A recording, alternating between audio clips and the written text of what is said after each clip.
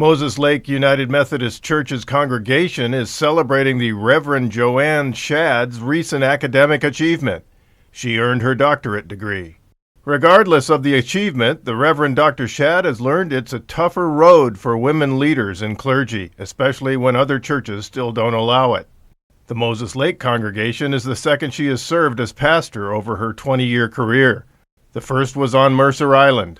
I realized how hard it is to be taken seriously as a female pastor in what's predominantly a male field. And the reason why I didn't become a pastor first is I never saw a female pastor until, I was 30 years old before my first female pastor came into my life.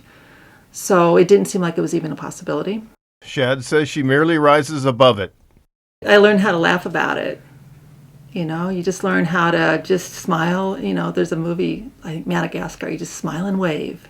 While serving as pastor in Anchorage, Alaska, she volunteered to serve residents in Barrow, Alaska, the most northerly U.S. town.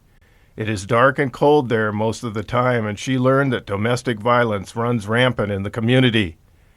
So she says it is no surprise that domestic violence is the focus of her doctoral dissertation. She hopes to use her knowledge of the issue not only to help those in her congregation, but those with anti-domestic violence groups and government agencies. Under Shaadd's leadership, the church will celebrate its 60th anniversary next year.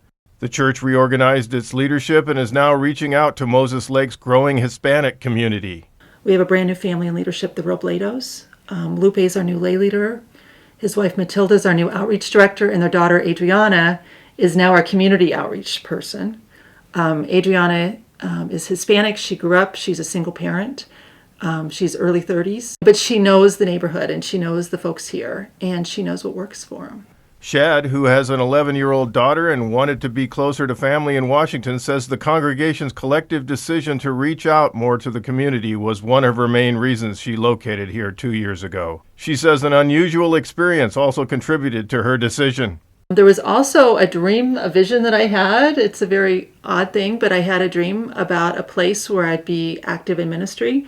And I was sitting beside water that turns out to be down by where the water park is, but that I was out in the community and I was on the water and in the community, and it was just a very lively, exciting place to be. One of her church outreach supporters, congregation member Mary Frederick, calls her pastor a breath of fresh air, caring, intelligent, and inspiring.